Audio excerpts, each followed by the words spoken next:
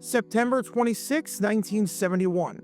It's week 2 of a brand new NFL season, and we find ourselves at San Diego Stadium for this AFC West matchup between the Oakland Raiders and the San Diego Chargers. To say that this is a big game for the Raiders would be putting it lightly, even if it is only the second week of the season. In week 1, the Raiders lost in a stunning upset to the New England Patriots, as against the worst team in football the year before, who was being led by a rookie quarterback in his first ever start. Somehow, the Raiders lost by 2 scores, losing it 20-6. If you lose this game against the Chargers, that means that you're starting the season off on a really bad note, as you're starting at 0-2. Seeing as this is a 14-game season, and only 4 teams in each conference make the playoffs, that's a bit of a problem. If you're 1-1, okay, no harm done. But consider this. Of the 8 teams to make the playoffs in 1970, not a single one started the season off with an 0-2 record. Additionally, across the NFL, only 3 times at that point in the long and storied history of the National Football League had a team come back from an 0-2 start to make it to the playoffs. Long story short, if you don't bounce back and beat the Chargers, you've got an uphill climb ahead of you for the rest of 1971. Fortunately, any concern that the Raiders had going into this game was quelled almost immediately, as in an absolute blowout, the Raiders prevailed, winning it by a final score of 34-0. This was the game that many thought the Raiders would play the week before. It just took Oakland a week later than expected to arrive on the scene. Everything about this game for the Raiders was nothing short of dominant. They forced 5 turnovers, as Charger quarterback John Hadl, who is normally good and is one of the best quarterbacks in the history of pro football to not be in the Hall of Fame, completed less than 50% of his passes while taking 3 sacks, throwing no touchdowns, and throwing 5 interceptions, posting a passer rating of 27.7, which is worse than if he did nothing but spike the ball into the ground on every single play. The Raiders had 212 yards on the ground, averaging well over 5 yards per carry, with not 1, not 2, but 3 different players on the Raiders posting 50 or more yards rushing. And the star of the show for Oakland during this round of theirs was future Hall of Fame wide receiver Fred Biletnikoff, who finished with one of his most productive days as a pro, catching 5 passes for 93 yards and 2 touchdowns, including one in the third quarter to extend Oakland's lead, and another in the fourth to put the game completely out of reach. To say that this was a bounce-back performance would be putting it lightly, as any concerns about the Raiders being bad in 1971 were put to rest after this game. For the moment, Oakland was back. But was this game a little too good? In other words, by beating the Chargers 34-0, a team that they were not expected to beat by that many points, as the spread was only 3.5, and by beating a team by that much after losing by 14 the previous week to the worst team in football in 1970, was there foul play? Did the Raiders cheat? Well, that's what some people thought, and it led to a bizarre controversy that we're going to break down today, because it is absolutely confusing on both sides, and you'll see what I mean by that in just a little bit. Because this is the story behind the bizarre cheating controversy with the Oakland Raiders after their dominant win over the San Diego Chargers in 1971. Make sure you like this video down below, subscribe, and turn on the notification bell so you don't miss a single video or live stream that we post on the channel, because we post every single day on here about the weird and the wacky history of this sport. And I would really appreciate your support as we try and grow this community of football lovers even more. And with that in mind, let's charge on with this Chargers game controversy. Before I talk about the actual incident in question and the entire firestorm that came with it, we need some context to understand who this man right here is, because this man has a legitimate case for the Pro Football Hall of Fame that has been bypassed over due to playing the bulk of his career in the American Football League. This is Dave Grayson, and he is arguably the best defensive back in AFL history. Throughout the 1960s, he was nothing short of dominant, making it to 6 All-Star games, receiving 4 AP First Team All-Pro nominations, and finishing his career with 48 interceptions, 47 of which came during the 1960s when he was in the AFL.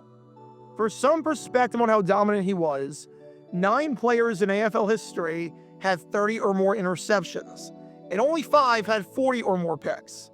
But no one besides Dave Grayson had more than 45, as his 47 picks was the most in AFL history, and he's a member of the AFL All-1960s team for a reason. Somehow, Grayson is not in the Hall of Fame, despite his contemporaries like Johnny Robinson and Willie Brown being in there, and despite Grayson having a season in 1968 where he led the AFL with 10 interceptions.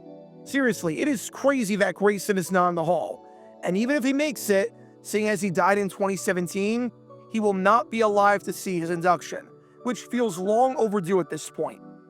Grayson is one of 10 players in the history of pro football to have 40 interceptions, 6 All-Star appearances, and 4 AP First Team All-Pros. The other 9 guys are Emlyn Tunnell, Rod Woodson, Ed Reed, Ronnie Lott, Johnny Robinson, Willie Brown, Deion Sanders, Larry Wilson, and Willie Wood. That is elite company to be in. All 9 of those guys are in the Hall of Fame, yet for some reason, Dave Grayson is not. Heck, even if we lower the criteria to 30 interceptions, 15 of the 16 guys to hit that mark and the other All-Star and All-Pro marks are in the Hall of Fame. And sure enough, the only ones to not be in there is Dave Grayson. If we lower it to 25 interceptions, Grayson is one of 22 guys to accomplish this feat. And you guessed it, 21 of those guys were in the Hall of Fame, with Grayson being the lone exception. And screw it, if we lower the criteria to 20 interceptions, Grayson is one of 26 guys to accomplish this feat, and sure enough, 25 of those guys are in the Hall of Fame, with Grayson being the lone exception. If you take nothing else away from this video, is that Dave Grayson has been snubbed for years, and he deserves to make the Pro Football Hall of Fame. To start off the 1971 season, Grayson, following a decade in Oakland with the Raiders, was traded to the San Diego Chargers. By this point, however, Grayson had fallen off. He was on the wrong side of 30, he was coming off of a career-worst year from an interception standpoint, and the Chargers decided to waive him. For one of the greatest defensive backs in AFL history, and for one of the greatest defensive backs in pro football history for that matter, this was the end of the road, as he would never play another down in professional football again. However, Grayson was still super close with a lot of his Raider teammates, which made sense, seeing as he spent so much time there. And wanting to catch up with his teammates, Grayson even met the players in the team motel prior to their game against the Chargers, and was willing to give rides to some of the players. Keep in mind that Grayson lived in San Diego by this point as a real estate broker, so it's not unusual that he would be in San Diego wanting to catch up with his friends there. One of the players he was giving a ride to, that was this man right here, his good friend, Hall of Fame wide receiver Fred Biletnikoff.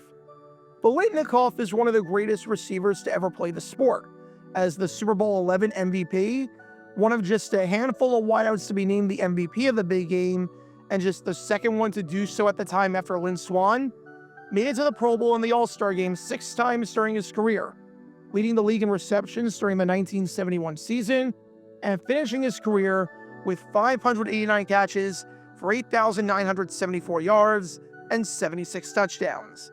By the time he retired after the 1978 season, having played his entire career in Oakland, he was 5th all-time in receiving yards, 4th all-time in receptions, and 7th all-time in receiving touchdowns.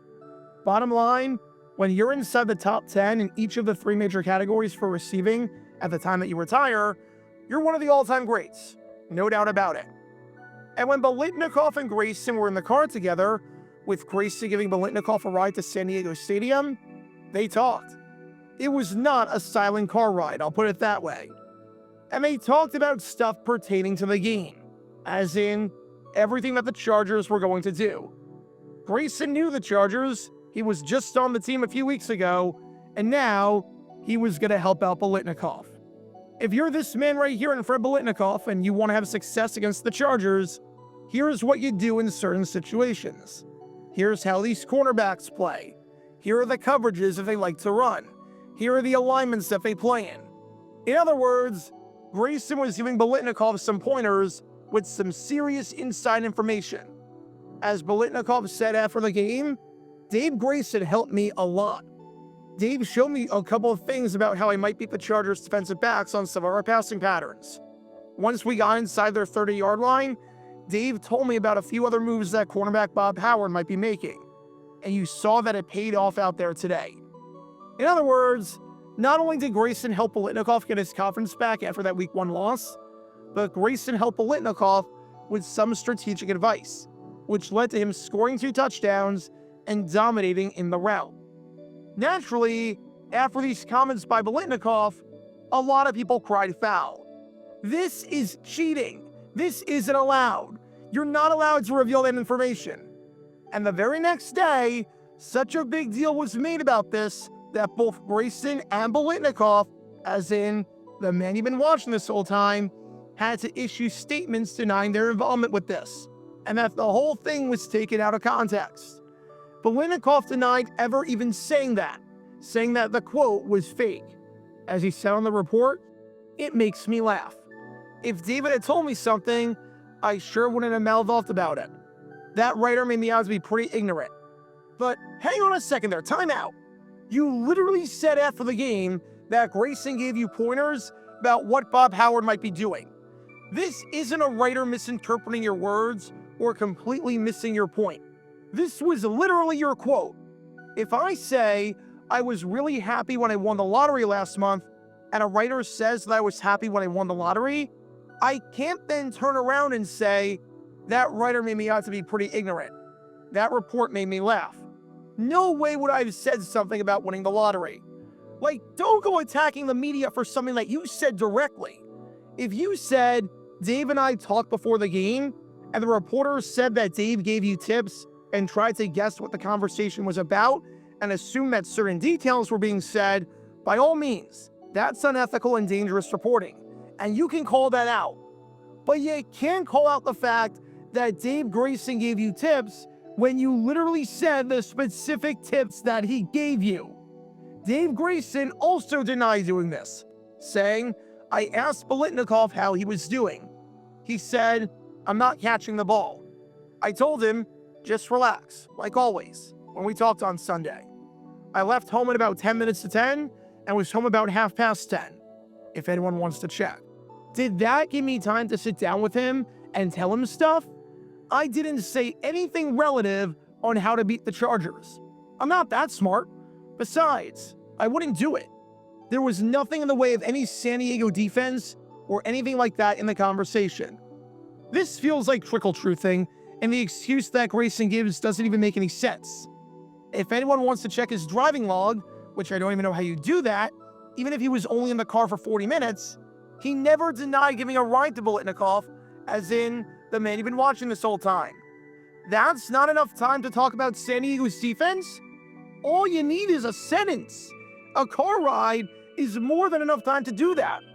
No one's saying that Grayson and Biletnikoff met in secret and had a meeting where they watched film and drew plays on a chalkboard, but if you've got time in a car ride with someone, that is more than enough time to say, "Oh, by the way, if the Chargers line up like this, do this." Takes all of 5 seconds. Abraham Lincoln delivered the Gettysburg Address in 2 minutes.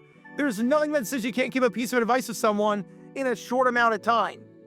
But what's insane to me about this controversy, which the Raiders tried to bury, which Grayson tried to deny, and which Biletnikoff not only tried to deny, but criticized the media for twisting the exact words that he said, is this. Who the heck cares? Seriously, who actually cares? This isn't cheating. This isn't some insane scandal that would have rocked the NFL and gotten anyone suspended or tainted the game in any way. There is nothing in the rule book against this. Players get advice from former players all the time.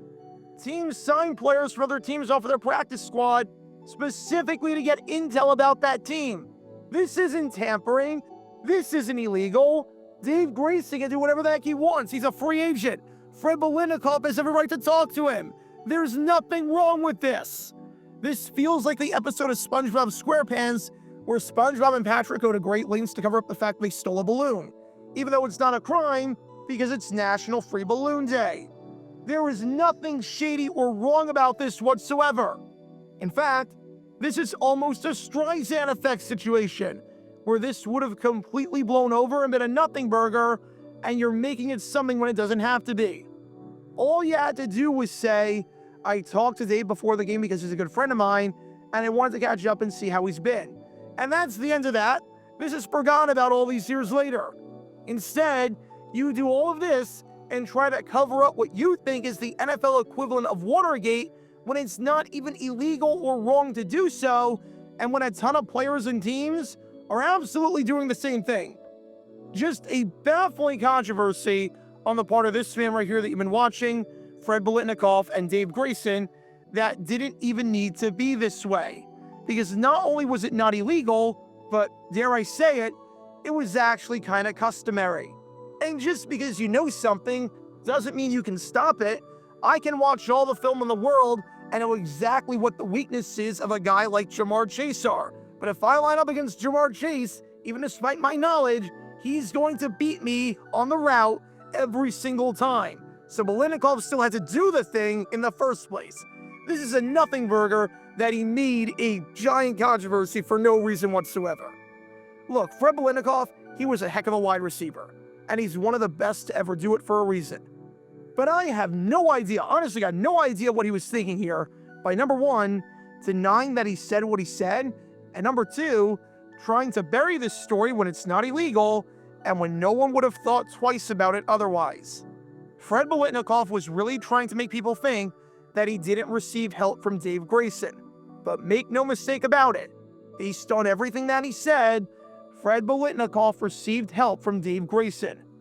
So if you take away anything from this video, aside from the Grayson Hall of Fame case earlier, it's this. Fred Biletnikoff received help from Dave Grayson. Don't forget it. Fred Biletnikoff received help from Dave Grayson. Be sure to like and subscribe if you have not done so already, as it helps the channel out a lot. And check out my other channels, JG8 for the history of college football, JG7 for the history of baseball, and JG9 News, where we talk about all things happening in the NFL. Join me every Wednesday night at 8 p.m. Eastern, where we'll play live NFL trivia for cash prizes. And make sure to join me live, as we're on stream just about every single day. And thanks to all our Patreon members and our YouTube members for helping out the channel.